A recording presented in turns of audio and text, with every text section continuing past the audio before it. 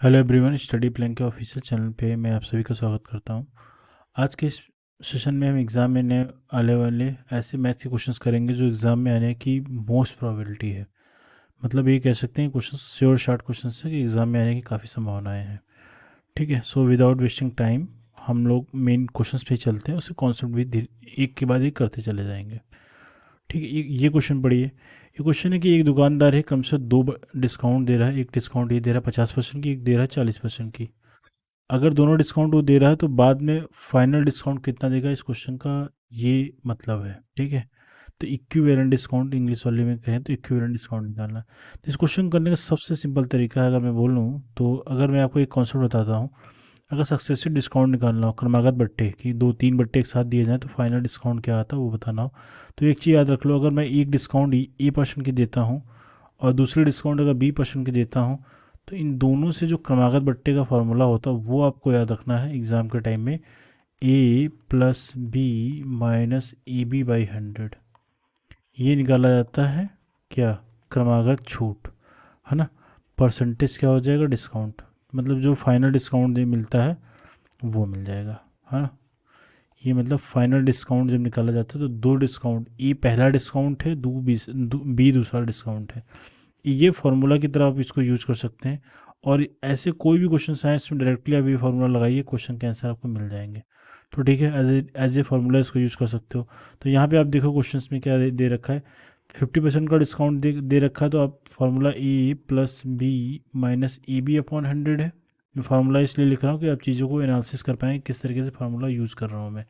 तो ए की वैल्यू 50%, पहला डिस्काउंट 50%, दूसरा डिस्काउंट 40%, और माइनस करके दोनों का मल्टीप्लाई करना है। 50 × 40 कर देना है, डिवाइडेड बाई 100 कर देना है। अब जो वैल्यू कैंसिल आउट हो रही पहले इसको काट देते हैं। इस जीरो से ये जीरो कैंसिल, इस जीरो से ये जीरो कैंसिल। ठीक है, तो 50 और 40 कितना हो जाएगा, 90 हो जाएगा। और माइनस क्या हो जाएगा, 5 × 4 = 20, 20 हो गया। तो ओवरऑल इन दोनों का जो परसेंटेज आएगा ना, ये आएगा 70%। ठीक है, आप यहाँ पे चाहो तो परसेंटेज लगा सकते हो। ठीक है, जो वैल्यू परसेंटेज मतलब कुल टोटल डिस्काउंट कितना आएगा, 70% आएगा। अगर किसी वस्तु पे अगर मैं 50% का डिस्काउंट देता हूँ और 40% की डिस्काउंट देता हूँ तो आपको 70% का ओवरऑल डिस्काउंट मिलेगा, ना कि 90% का। तो एग्ज़ाम में 90% वाला भी ऑप्शन रहता है, जो लोग नहीं पता रहने पे वही ऑप्शन लगाते हैं। ठीक है, तो इस तरीके की चीज़ें आप ध्यान रखेंगे। ठीक है, अब इसी पे एक क्वेश्चन और करते हैं। ये क्वेश्चन ये आप खुद से करके बता सकते हो। और देखो अभी मैंने 50 और 40 का निकाला है, ये आप देख लीजिए, 50 और 40 का निकाला है। इसमें 3 डिस्काउंट दिया गया है, वो चीज़ आपको समझाने के पॉइंट ऑफ व्यू से क्वेश्चन लिया गया है। 3 डिस्काउंट दिया गया है और पूछा जा रहा है कि फाइनल डिस्काउंट कितना आएगा, कितना, एक परसेंटेज कितना आएगा। तो सिंपल सी बात है, अभी मैंने इन दोनों को सॉल्व करके किया है 50 40 का, तो इसका 70% आया था। ठीक है, और ये 20% है तो इसको भी साथ ले लो। अब 70 और 20 का निकाल लेते हैं। ठीक है, 70 20 का निकालने का मतलब क्या, 70 + 20 - 70 × 20 डिवाइडेड बाई क्या हो जाएगा, 100 हो जाएगा। तो 70 20 कितना हो जाएगा, 90 हो जाएगा। और ये जीरो जीरो काट दो, जो कट रहा है, एक जीरो से एक जीरो, एक जीरो से एक जीरो कटेगा। ठीक है, 7 दूनी का कितना, 14 हो जाएगा। दोनों का जब अंतर निकालोगे कितना आ जाएगा, 76%। तो 76% क्या हो गया, इस क्वेश्चन का आंसर हो जाएगा। अगर 3 डिस्काउंट दिया जाए, 50% का, 40% का और 20% का किसी भी एक वस्तु पे, तो ओवरऑल डिस्काउंट 76% का पड़ेगा, याद रखना बात। ठीक है, काफ़ी इंपॉर्टेंट क्वेश्चन है, एग्ज़ाम में आ सकता है और इजी भी है काफ़ी। अगर आपने एक बार देख लिया तो दोबारा एग्ज़ाम में आप कर ही लोगे इसको। ठीक है, नेक्स्ट क्वेश्चन देखते हैं। ये क्वेश्चन देखो, अगर आप प्रॉफिट लॉस आपने पढ़ा होगा तो आपको ऐसे क्वेश्चन आपने देखे होंगे जो कि एग्ज़ाम के पॉइंट ऑफ व्यू से वेरी वेरी इंपॉर्टेंट है, क्योंकि लास्ट ईयर भी ऐसे क्वेश्चन आए थे, इसके पहले भी कई एग्ज़ाम्स में ऐसे क्वेश्चन देखने को मिले हैं। तो ये क्वेश्चन आप श्योर शॉर्ट मान के चलो कि ये एग्ज़ाम में आ सकता है इजी कॉन्सेप्चुअल क्वेश्चन है। अब देखो इस क्वेश्चन करने के लिए क्या करना पड़ेगा। इस क्वेश्चन में कह रहा है, एक 25 वस्तुओं के बेचने के बाद एक दुकानदार को 5 वस्तुओं के क्रय मूल्य के बराबर लाभ होता है। ठीक है, से लाभ होता है। तो पूरे ट्रांजैक्शन में, पूरे पैसे के लेन देन में के दौरान लाभ या हानि प्रतिशत बताओ। सिंपल सा क्वेश्चन है। ठीक है, एंड द प्रॉफिट और लॉस परसेंटेज। ठीक है, तो हमें, अगर मैं प्रॉफिट निकालता हूँ, ठीक है, लाभ अगर मैं निकालूँ, ठीक, अगर मैं लाभ निकालता हूँ, ठीक है, देखो इस क्वेश्चन में कह रहा है कि क्रय मूल्य से लाभ होता है, क्रय मूल्य के बराबर लाभ होता है, तो मतलब क्वेश्चन लाभ का है। ठीक है, तो एक चीज़ आप जानते हो, लाभ बराबर जो होता है प्रॉफिट की वैल्यू जो होती है, जो इंग्लिश मीडियम वाले प्रॉफिट इक्वल टू क्या होता है, तो ये होता है सेलिंग प्राइस, है ना, विक्रय मूल्य माइनस क्रय मूल्य, ये होता है। तो यहाँ पे विक्रय मूल्य लिख लो, बेचने वाला जो मूल्य होता है, और माइनस क्रय मूल्य करते हो।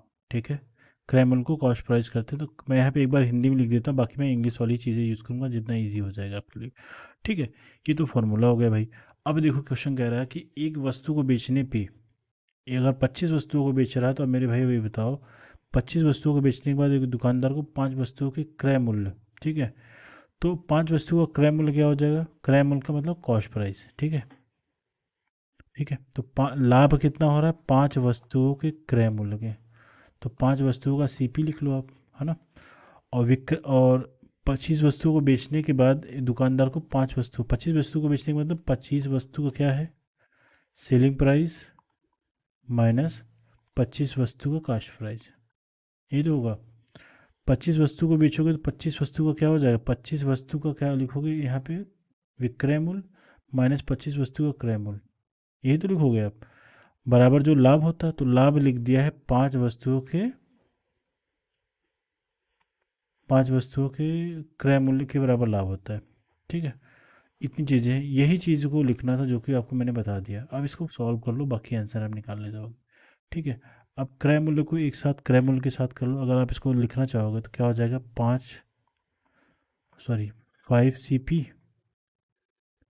ये माइनस 25 CP अगर इधर लेके आओगे तो क्या हो जाएगा, प्लस 25 CP हो जाएगा,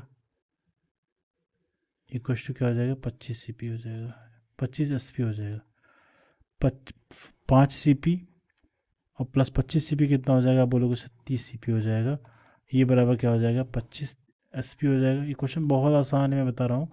अब देखो, अगर हम इसको अनुपात के रूप में लिखें तो आप लिखोगे कास्ट प्राइस बटे सेलिंग प्राइस बराबर क्या हो जाएगा, 25 बटे क्या हो जाएगा, 30 हो जाएगा। अब देखो क्वेश्चन ऐसा हो गया है भाई, कास्ट प्राइस का मतलब क्रय खरीदता है 25 रुपये का खरीदता है, सेलिंग प्राइस SP मतलब सेलिंग प्राइस मतलब बेचने का मूल्य, 25 रुपये में खरीद के 30 रुपये बेचता है। आप मुझे बताओ प्रॉफिट कितना होगा, आप बोलोगे प्रॉफिट जो होगा, लाभ जो होगा ना, जो लाभ होगा वो होगा कितने का, 5 रुपये का, लाभ 5 रुपये का। अब हमको मालूम है लाभ प्रतिशत कैसे निकालना है, लाभ या हानि प्रतिशत कभी भी निकालना होता है, याद रखना, लाभ या हानि प्रतिशत निकालना। अगर लाभ के केस में लिखोगे तो यहाँ पे लाभ लिखोगे, अगर हानि रहेगा तो हानि लिखोगे, और नीचे लिखते हैं क्रय मूल्य। क्रय मूल्य हमेशा नीचे लिखा जाता है, चाहे वो लाभ प्रतिशत निकालिए चाहे वो हानि प्रतिशत निकालिए। इसको प्रतिशत में बदलना है तो इसको आप 100 से गुणा कर देंगे, ये आपका ऑप्शन जो जो डेटा हमें दिया गया है उसको सॉल्व कर सकते हैं हम। अगर इसमें मैं लाभ की बात करूं तो लाभ कितना है, आप देख पा रहे हैं कि 25 रुपये का सामान खरीद के 30 रुपये में बेच रहा है, मतलब यहाँ पे लाभ कितना है, 5 रुपये का। तो यहाँ पे लिख लो, यहाँ पे फॉर्मूले में फिट कर दो, 5 रुपये का लाभ है कितने, कास्ट प्राइस 25 रुपये का सामान खरीदने पे, प्रतिशत बदल लो इसको, और जब इसको कैंसिल करोगे ना तो ये 5 क्या हो जाएगा, 25 हो जाएगा, 5 से जब काटोगे कितना हो जाएगा, ये 20 हो जाएगा, मतलब 20% का लाभ हुआ। इस क्वेश्चन का आंसर कितना है, 20%। ये क्वेश्चन लास्ट टाइम भी पेपर में आपके आया हुआ, ये काफ़ी इजी क्वेश्चन है। मैं आपको चाहो तो एक बार मैं समझा देता हूँ।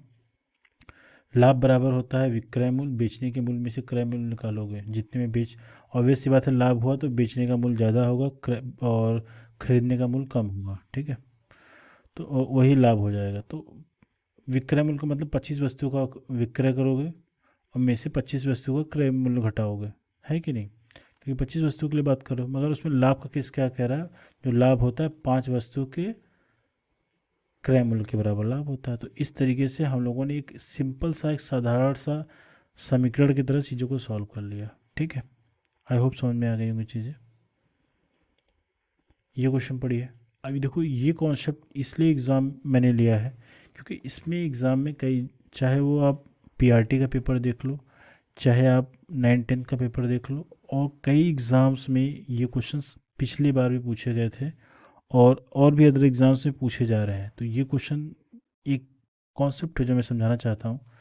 देखो एक चीज़ याद रख लेना, कभी भी, मैं एक दूसरे पेज पे ले लेता हूँ इसको, अगर कभी भी कभी भी मतलब किसी आकृति को, मान लो ये गोला है, ठीक है, किसी आकृति को मैं अगर पिघला देता हूँ, अगर इसको पिघला देता हूँ, मेल्ट कर देता हूँ, पिघला देता हूँ, और पिघला के किसी भी शेप में बदल देता हूँ, मतलब मैंने कह दिया इसको, मैंने सिलेंडर बना दिया, बेलन बना दिया, या फिर कह दूँ इसको पिघला के मैंने एक शंकु बना दिया, इस तरीके से कोई भी शेप बना दो आप। शायद तुम आप इसको चाहे तो आप ऐसा कर सकते हो, ये ऐसा घन घना बना सकते हो, ऐसा बना दिया।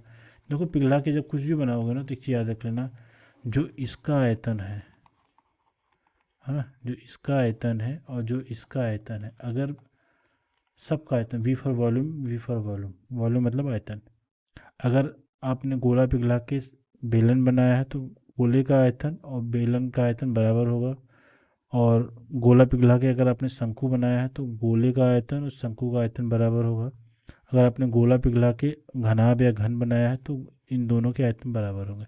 ऐसा क्यों होता है मैं आपको बता देता हूँ। ऐसा इसलिए होता है कि जो इसमें धातु लगी है बनाने में, जो इसमें धातु लगा है बनाने में, पूरा पूरा धातु आप यूज करके आप ये बना रहे हो, पूरा पूरा धातु यूज करके आप ये बना रहे हो, पूरा पूरा धातु यूज करके आप ये बना रहे हो। मतलब जितना मटेरियल है आप उतना पूरा यूज करते रहे हो, तो मतलब जितना उसके अंदर मेटल था आपने यूज कर दिया, तो इसलिए दोनों के आयतन बराबर होते हैं। ठीक है, ये कॉन्सेप्ट समझ में आ गया।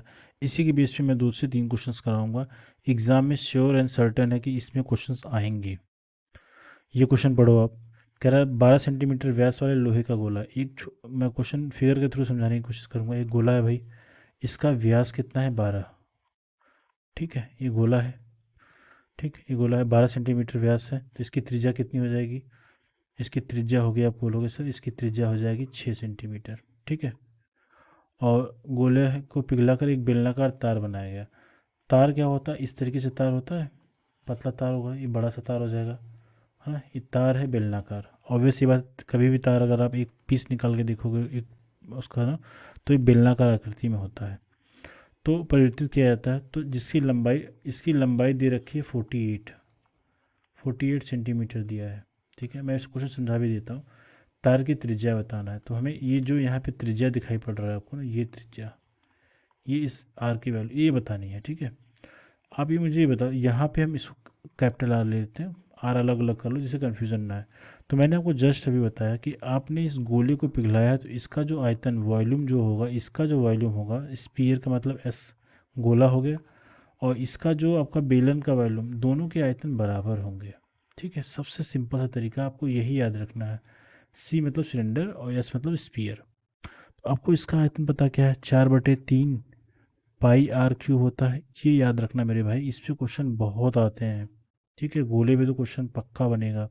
और वॉल्यूम ऑफ सिलेंडर का मतलब हो गया, देखो सिलेंडर का वॉल्यूम कितना होता है, पाई आर स्क्वायर एच, ठीक है। इसको याद करने का भी तरीका मैंने अपनी प्रीवियस वीडियो में बनाया है, तो यहाँ पे इससे बात नहीं करेंगे, ठीक है।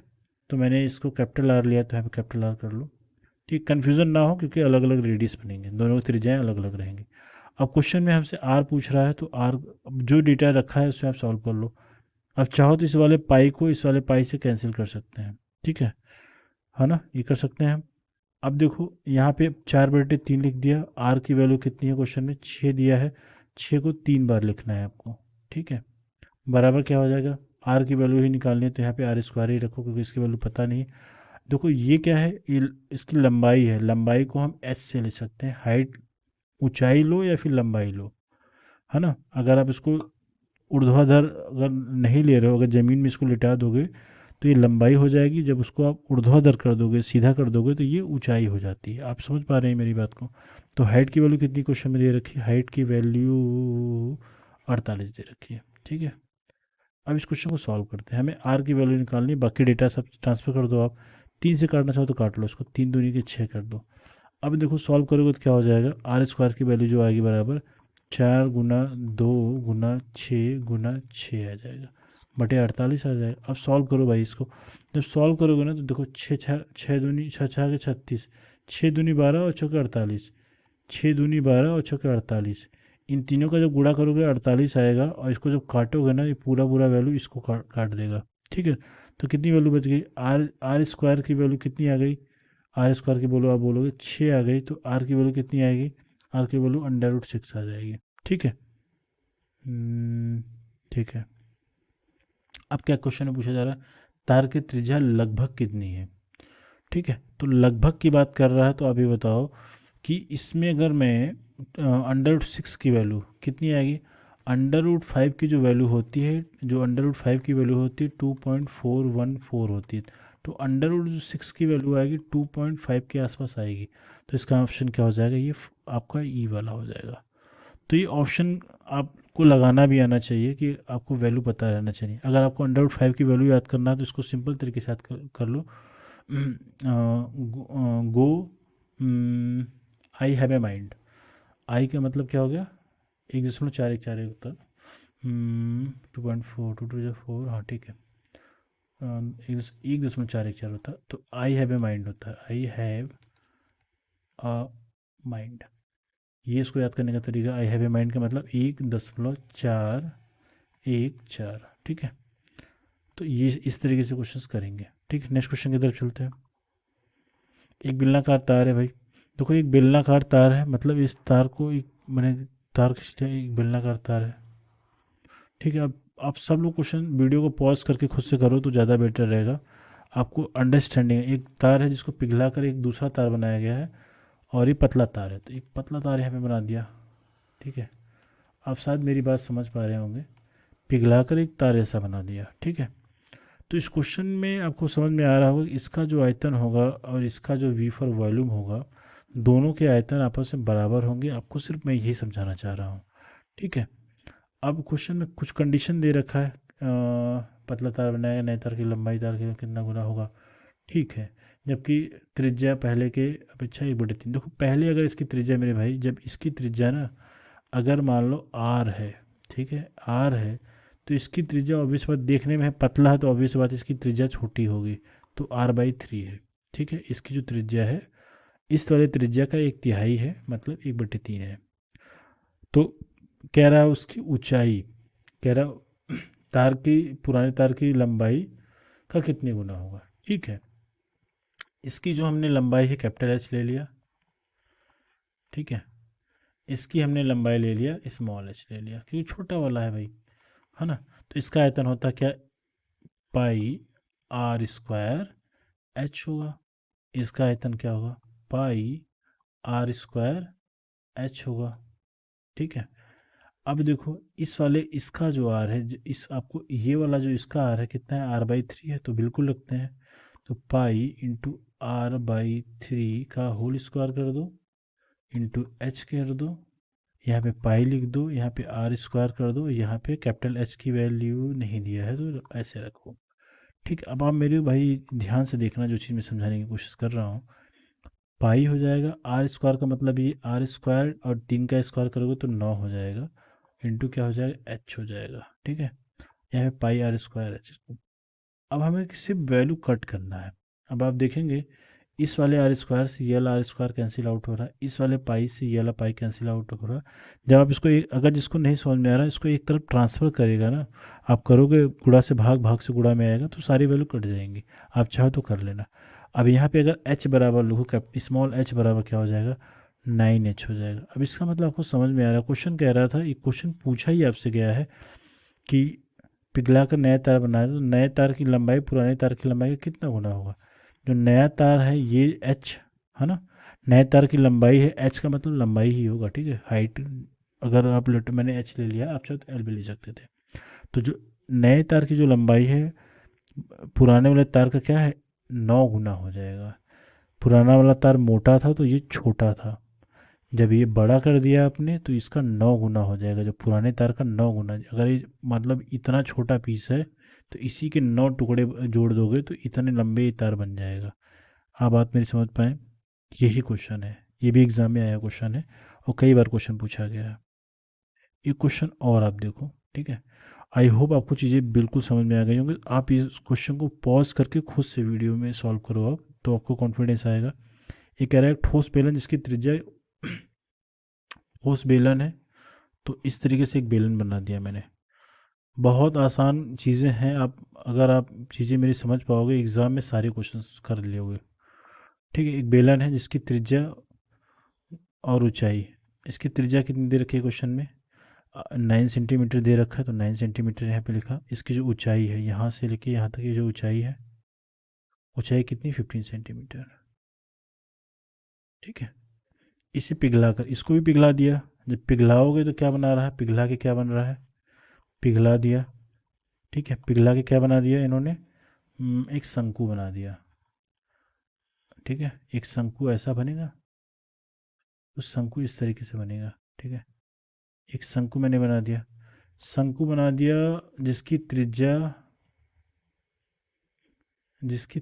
की लंबाई, त्रिज्या की लंबाई मतलब जो आर की जो वैल्यू है क्वेश्चन में 3 सेंटीमीटर दे रखी है। ठीक है, ये पता है। और प्राप्त शंकु की ऊंचाई, हमें ये ऊंचाई ज्ञात करनी है, हमने इसको कैपिटल एच ले लिया। अब आप क्या करोगे, इसका जो आयतन लिखोगे, इसका जो वॉल्यूम होगा, इसका जो वॉल्यूम होगा, दोनों बराबर होगा। जिन दोनों के आयतन बराबर होंगे तो इसका आयतन लिखो पाई आर स्क्वायर एच होगा। इसका आयतन क्या होता है, 1/3, क्योंकि एक बेलन में से 3 शंकु बराबर काटे जा सकते हैं। तो एक टुकड़ा, अगर मैं आपको समझा देता हूँ किस तरीके से शंकु का आयतन आप याद करते हो। अगर ये मान लो एक बेलन है ना, अगर बेलन को ध्यान से अगर आप देखोगे, सेंटर को यहाँ से अगर मिलाओगे ना, तो एक आपको शंकु यहाँ पे दिखाई पड़ रहा है। तो ये जो एक पार्ट ये बच रहा है, एक पार्ट ये बच रहा है, तो एक बेलन में से 3 बराबर मात्रा के शंकु काटे जा सकते हैं। इसलिए इस शंकु, किसी शंकु का जो आयतन होता है 1/3 होता है बेलन के आयतन के। ठीक है, याद करने का तरीका है।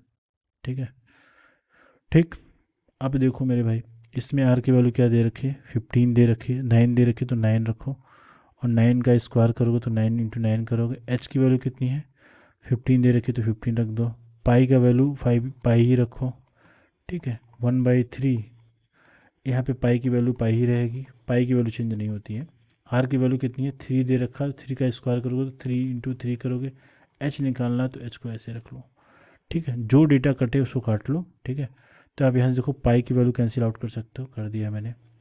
इस वाले 3 से ये 3 कैंसिल आउट हो रहा है। ठीक है, अब यहाँ पे एक 3 बच रहा है, तो ये 3 को नीचे लेके आओ। 9 × 9 × 15 डिवाइडेड बाई क्या है, 3। ये हमें एच की वैल्यू देगा। अब सॉल्व करोगे 3 त्रिका 9 हो जाएगा, मल्टीप्लाई करोगे तो 27 हो जाएगा। 9 त्रिक 27 × 15, तो एच की जो वैल्यू आएगी 27 × 15। आप ये कर लो जो भी इसका आंसर है। ठीक है, तो हाँ सारी चीज़ सही है, क्योंकि सेंटीमीटर और मीटर में चेक कर रहा था, सभी सेंटीमीटर, तो ये वैल्यू इसका मल्टीप्लाई करने भी यही आएगा। ठीक है, सेंटीमीटर। तो इस तरीके से क्वेश्चंस करना है आपको। मतलब अगर क्वेश्चन, अगर आपको पिघलाने वाला क्वेश्चन दिया जाएगा, मैंने आपको 3 से 4 क्वेश्चन इसलिए कराया क्योंकि एग्ज़ाम में सारे क्वेश्चन आए हुए हैं, और ये क्वेश्चन बहुत ही इंपॉर्टेंट है। आपको कॉन्सेप्ट बिल्ड करने के लिए क्वेश्चन कराया कि पिघला के चीज़ें करी जाती हैं तो क्या किया जाता है। ठीक है, नेक्स्ट क्वेश्चन एक और देख लेते हैं। ये देखो एक जो क्वेश्चन है, टाइम स्पीड और डिस्टेंस का क्वेश्चन है, काफ़ी इंपॉर्टेंट क्वेश्चन है। आपको टाइम स्पीड डिस्टेंस के लिए एक फार्मूला याद रखना चाहिए, जो डिस्टेंस बराबर होता है स्पीड इनटू टाइम। इसी फार्मूले में पूरा का पूरा कॉन्सेप्ट खत्म हो जाता है। बहुत इजी है, मैं आपको एक क्वेश्चन कराऊंगा, आपको काफ़ी कॉन्फिडेंस बूस्ट होगा आपका। देखो कह रहा है एक रेलगाड़ी है, इस चीज़ को बहुत अच्छे से समझाऊंगा मैं। एक रेलगाड़ी है जिसकी लंबाई मान लो एक रेलगाड़ी इस तरीके से है। ठीक है, समझना है, इस क्वेश्चन को पढ़ना है क्योंकि पेपर में क्वेश्चन आते हैं ये वाले। एक रेलगाड़ी है जिसकी लंबाई कितनी, 160 मीटर है। ठीक है, और एक दूसरी रेलगाड़ी है भाई, एक दूसरी रेलगाड़ी है, इसकी लंबाई है 240, थोड़ी बड़ी लंबी कर दिया मैंने इसको। इसकी लंबाई कितनी है, 240। ठीक, ठीक है, हम लोगों ने कर लिया। अभी कह रहा है जो रेलगाड़ियाँ हैं ना भाई, इन रेलगाड़ियों में क्या कंडीशन दे रखी है, इनके चाल क्रम से, इसकी जो चाल है 12 मीटर पर सेकंड है, और इसकी चाल कितनी, 36 मीटर पर सेकंड है, 36 किलोमीटर पर आवर है। ठीक है, इन दोनों रेलगाड़ियों एक दूसरे के विपरीत चल रहे थे, मतलब अगर ये ऐसा चल रहा है तो ये ऐसा चल रहा है, विपरीत चल रहा है। तो क्वेश्चन ये कि अगर एक दूसरे को पार करने में कुल कितना समय लेगा। अभी मुझे एक सब लोग बात बताना, सोचना मेरी बात। अगर ये ट्रेन पार कर रहा है, एक दूसरे को पार करने का मतलब क्या हो जाएगा, ये जो आपकी मान लो ये ट्रेन नंबर 1 थी और ये ट्रेन नंबर 2 थी, पार करने का मतलब जो ट्रेन 2 है, मान लो ये ट्रेन 2 है आपका, और ये ट्रेन 1 है आपका, ट्रेन 1 इसी तरीके से होगा। ये 2 है, ये 1। ठीक है, अब मुझे अब ये बताना कि अगर ट्रेन एक दूसरे को पार करेगा तो ये अपना लंबाई जो 240 है ये पूरी पूरी पार करेगा, और ये अपना 160 है वो पूरा पार करेगा। मतलब आप ध्यान से देखो तो ये ट्रेन पूरी की पूरी अगर लेंथ देखो कितनी लंबाई इन लोगों ने ट्रैवल किया है एक दूसरे को पार करने में, तो आप बोलोगे सर 240 प्लस 160 मतलब 400 मीटर। 400 मीटर ये लंबाई जब दोनों चल लेंगे, ये 160 पार करेगा, ये 240 पार करेगा। मतलब किसी भी ट्रेन को पार करने में दोनों ट्रेन अपनी अपनी लंबाइयाँ पार करेंगे। तो मतलब अगर कुल दूरी की बात करोगे तो दोनों की दूरियाँ ऐड कर दोगे तो हमें पता लग जाए कितनी दूरी ट्रेवल की है एक दूसरे को पार करने में, 400 मीटर। ये पहला कॉन्सेप्ट, ठीक है। एक कॉन्सेप्ट ये हो गया। अब हमारे दिमाग में दूसरा क्वेश्चन है कि स्पीड क्या होगी। एक चीज़ याद रख लेना, कभी भी ट्रेन अगर इस तरीके से अपोजिट आती हैं, अपोजिट आएंगे, जो रिलेटिव स्पीड लिखा जाता है, सापेक्ष गति लिखा जाता है, दोनों स्पीडों का योगफल होता है।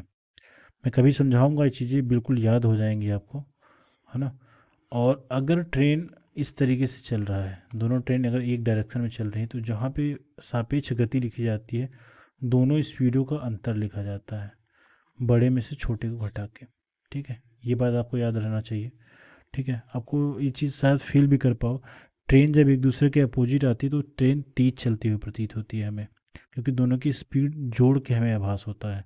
लेकिन जब दोनों इस ट्रेनें एक दिशा में चलती हैं तो दोनों की स्पीड का अंतर हमें समझ में आता है। इसलिए जब किसी गाड़ी के साथ जो एक दिशा में चलती है तो हमें वो गाड़ी चलती हुई प्रतीत होती है, या फिर दोनों का जब चाल बराबर रहेगा तो लगेगा कि गाड़ी चल ही नहीं रही है, क्योंकि दोनों का स्पीड का अंतर हमें समझ में आता है। ठीक है, इतनी बात समझ में आ गई।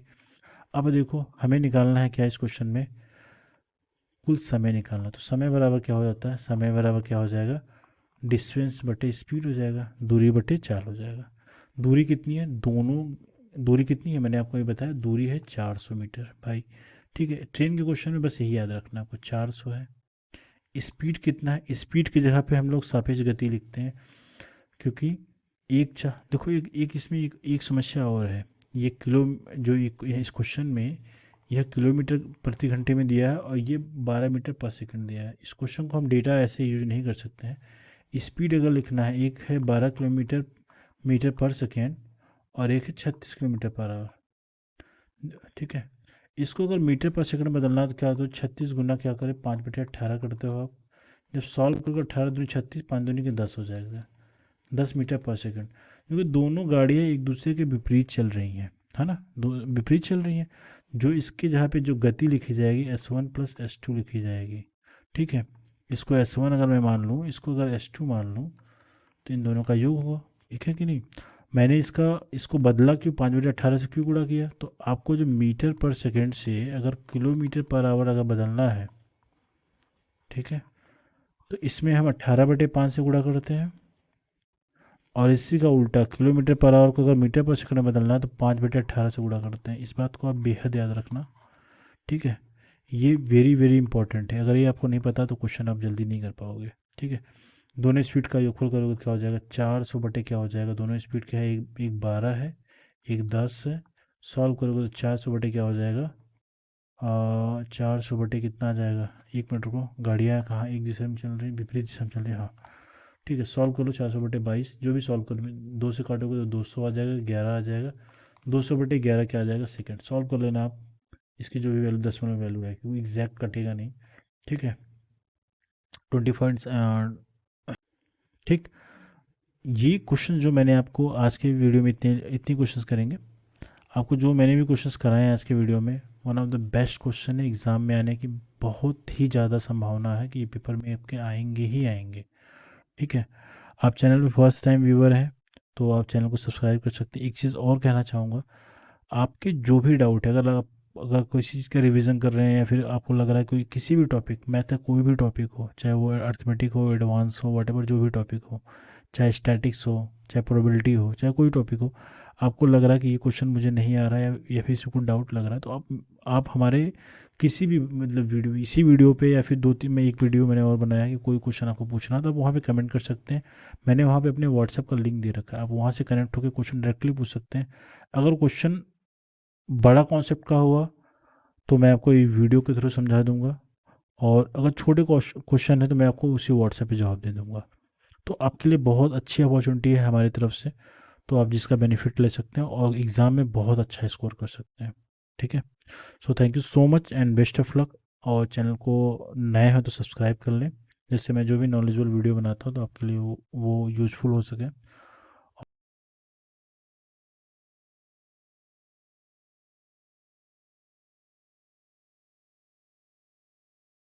और आपके पास राइट टाइम पे पहुंच जाए। So thank you so much and best of luck for your exam.